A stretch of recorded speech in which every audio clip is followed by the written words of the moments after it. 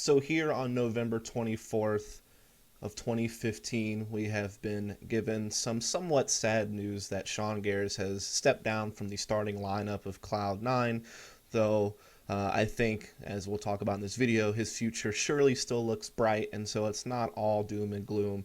It could, in fact, even be a celebration for the next step in Sean Gares' career.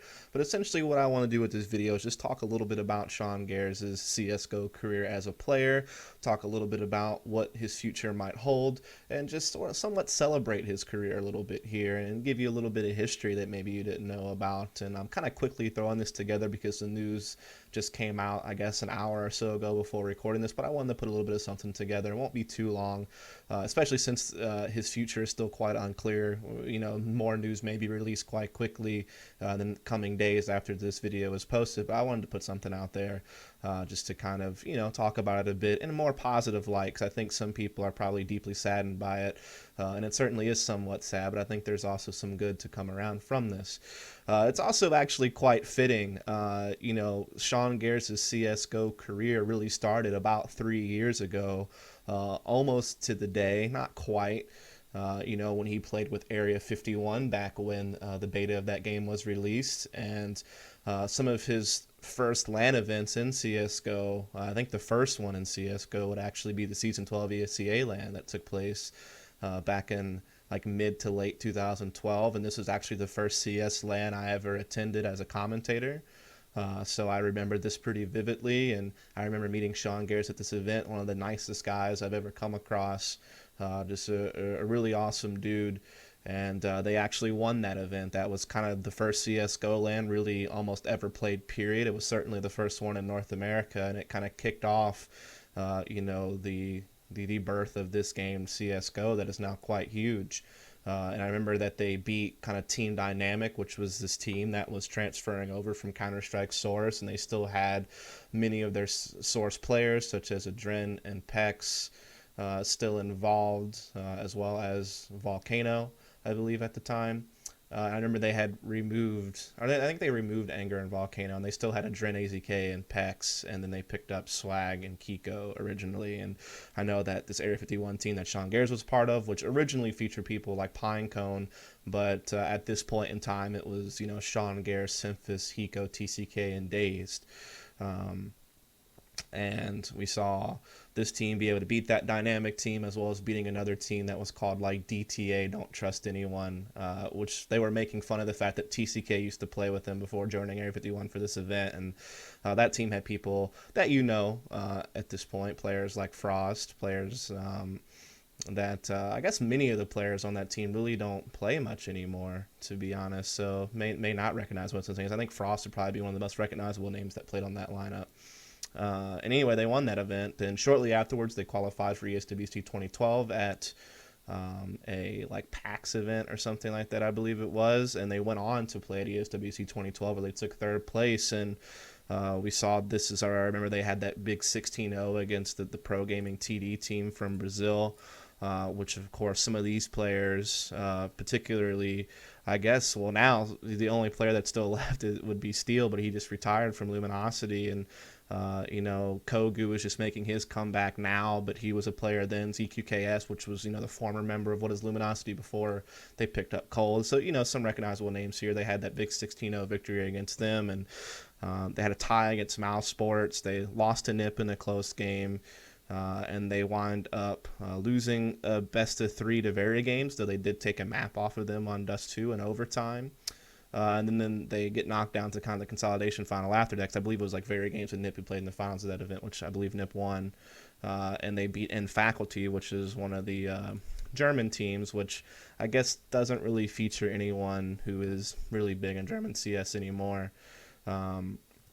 But they took third place at that event, and then of course from there we see them, or we see this team kind of continue on without Sean Gares shortly after this. Sean Gares actually takes a big break from competing in top level CSGO, because there was kind of this roster split that takes place where Days kind of had, I guess, some issues with Sean Gares. They weren't really seeing eye to eye. I'm not really sure what the story ever was about that. We've heard different reports about it over time, but I remember Sean Gares kind of takes a step back, and this is when this Area 51 team turns into Quantic later on, where Days and Hiko and Simphis are still playing together. I think this is when they kind of got Frost incorporated into the lineup, and they still had TCK, and that team kind of went on to do its thing. And Sean Gares took a break from competitive CSGO, played with friends in some lower leagues and like ESCA and stuff, but wasn't competing really at a pro level.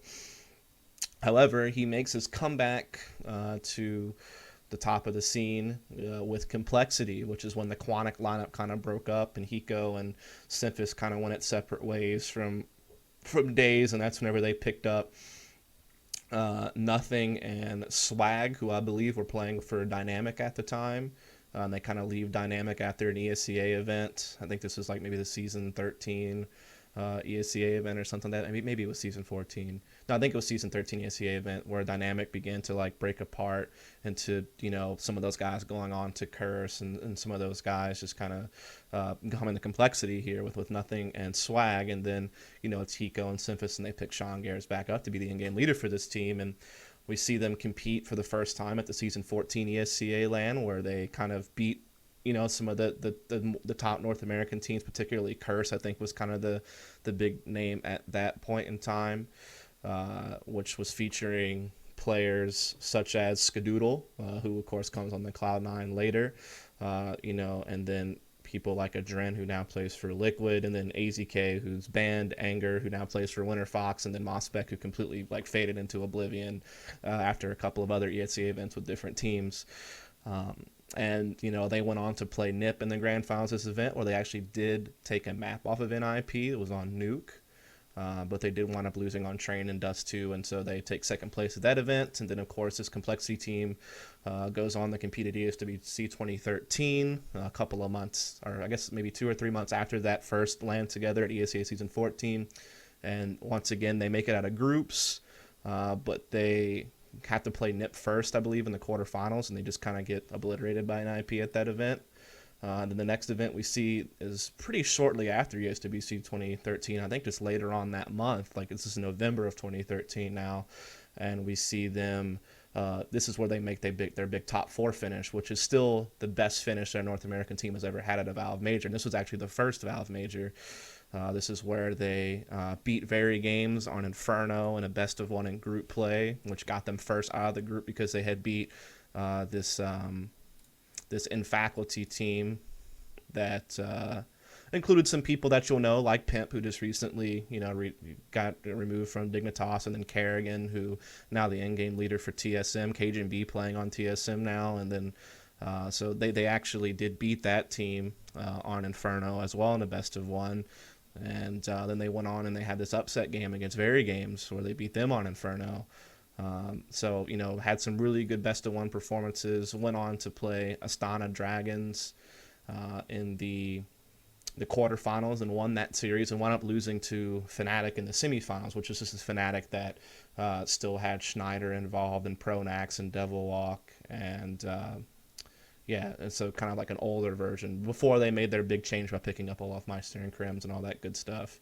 As Fnatic went on to win this major in a surprise fashion over NIP, who was kind of the favorite. So a little bit of history there, I suppose. And this Complexity team also would compete at the next major together at Katowice, where again they would get a top 8 finish this time. Again, NIP getting the best of them, just as they had at some ESCA events and that ESWC. They catch NIP first. They actually do take a map off of them this time. It was on Nuke in a pretty big fashion, but they lose some close games on Dust 2 and Train, and another top 8 finish at a major here for Complexity. And this was more towards the beginning of 2014 now, about in March of 2014, and this Complexity team would have a big run at the ESCA Season 16 finals 3 months later in June of 2014, where they were able to kind of get some good wins on NIP, but they did beat a Navi who wasn't using their full 5, and then I know they beat Virtus Pro as well, who I know Snacks came in really late to this event. I believe his father passed away or something. I know he had something really horrible happen in his life, and so a lot of people don't give like so much credit to these wins, but it was still some pretty big wins for North America at the time, especially to beat NIP, like this team that had given Complexity so much trouble in the past. They finally bested them here at this event, and there was really no excuses for NIP. They had their full lineup and everything, maybe Navi and VP were a bit weak, but Complexity gets past and winds up taking second place at this event to iBuyPower, which was kind of their North American rivals at the time, featuring the guys like Days and Steel and all those guys that and this was actually when they had lost Swag to this big trade, right before this event. And they had Anger standing in for them at this event, the only event that Anger really plays with them besides some online matches. And then obviously this team transitions into what now we know as Cloud9, though of course not with Skadoodle and Freakazoid, but whenever they still had Symphis on the lineup at this point in time. But they still had Shroud, Sean Gares, nothing, and then Hiko was on the team, of course, and Symphis, and this is like the beginning iteration of Cloud9, the one that would go on to take top 8 at Cologne 2014 in August of that year. Once again getting bested by NIP, though in a very, very close series. One of the best series I think we've seen in a major to date took place with this particular game between Cloud9, and after Cloud9 had these crazy comebacks and against Dignitas on Mirage. Everyone remembers this, where Sean Gares and Hiko had like this big 2 versus 3 or 2 versus 4 situation to save the day, and Hiko had all these monster clutch plays, and they also beat Titan on Dust 2. So this is where Cloud9 begins its rise. And then, of course, we see this team transition in 2015. And I've already done a lot of videos talking about Cloud9 throughout this past year and stuff. So there's really not too much more to talk about there as far as history goes. But just kind of want to talk a little bit about Sean Gares' career. It's been bright, with his time with Area 51, the very origins of CSGO. He was part of a team that was the top of the NA scene and had done some things early on internationally, like at the first ESWC for CSGO. We saw him as part of this Complexity lineup from the get-go and throughout the entire part of the first iteration of Complexity CSGO division, and the accomplishments that they were able to get, getting top 4 at the first major and top 8 at the next one, and having some good showings at ESEA events in North America. We saw him transition into Cloud9 and their top 8 at Cologne, and now the success we've seen them have this year, I guess ups and downs. We had the 3 second place finishes in the top 4 at SEVO. We've had, the disappointing results at a couple of majors where they didn't make it out of groups. And then we see here right at the end of the year, before his career comes to a close, them win a couple events in North America against some top North American competition, though very little international competition was involved. And we saw them here in his last event in IEM San Jose, being able to take a map off of a pretty powerful team in TSM, but ultimately, losing that in the quarterfinals and not making it really deep in that tournament at all. And there's now been talk for some time about what Cloud9's future will hold and what Sean Gares' future would be in relation to that. There's been several different hints or foreshadowing of the fact that Sean Gares could be a coach. When you look at the way the article is written about his release from the team or him stepping down, it's stepping down from the starting lineup. So that certainly leaves room there in the language that he could still be a part of the organization going forward. I know in some interviews that Shroud did, I think a written interview he did either before this last Cologne event or maybe it was before Cluj, I can't recall, but he mentioned in an interview that Sean Gares believed that coaching was the future of CSGO and he could see, that happening at some point, and Cloud9 admits that they want to coach at some point. Stun has alluded to this at several times, just finding the right way to implement one, finding the right person. So there's been that. We've seen Stunna talk about it on his stream about, getting a coach, and Sean Gares wanted the coach. Cloud9 would support that. We've seen Sean Gares even mention at times that he would be interested in coaching to some degree. I think some interviews that he's done. And then, of course, in their most recent events where they've played together, it's been Nothing who's kind of been the early round caller, and then Sean Gares kind of coming in mid-round to make adjustments. I think the first time you saw this was at the iBuyPower Cup, and then obviously they were out Sean Gares completely at RGN, and so that's where you really saw Nothing kind of doing some more leading there. And then I believe it was the same kind of formula at IEM San Jose. So we've already seen like a slow transition into a potential situation where you see Sean Gares being more of a coach and someone like Nothing stepping up to take the reins as the in-game leader. But I'm sure someone will be behind him helping out, and it most certainly could be Sean Gares. And of course, this leaves an open spot on Cloud9 going forward. And I know there's been many rumors about Get Right, which I've talked about in other videos, so I won't really address it much here. There's talk about Swag. Will he ever get unbanned? Could he be a part of this team? He's already, part of the Cloud9 organization in some capacity. I've already mentioned that elsewhere, so I won't do that too much here. But yeah, so there's this very very, very good possibility that you could see Sean Gares coaching, and I think that he would be, uh, immensely beneficial to this team for him to remain a part of it in some capacity. Outside of that, though, there are certainly many options open to Sean Gares. He's been an analyst and a caster at several different events where his team might get eliminated early. In fact, that's what people used to jokingly say, that, it's nice to see Cloud9 get eliminated early because now we get to see Sean Gares do some casting or some analyst work on the desk. Most recently, you saw him do a guest appearance at IM San Jose, I think for the grand finals, where he did an analyst desk bit. And he's been on the desk at a couple of different majors. I've seen him do some casting as well.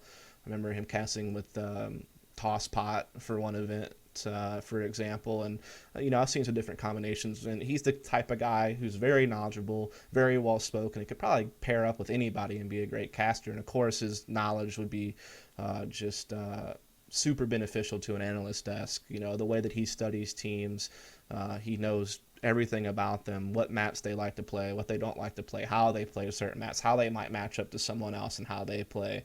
I mean, I think he could be, if he ever decided to be, the best analyst CSGO has ever seen, to be honest, with the amount of knowledge he has and his ability to dictate that knowledge in a highly effective manner. So the point is that while it might be sad news that Sean Gares won't be starting for Cloud9 anymore as a player, he certainly could have a bright future as a coach, a bright future as a commentator or analyst, maybe a mixture of those two, where he coaches but events that his team's not a part of. Maybe he goes out and casts and does analyst work, so he could maybe have the best of both worlds there.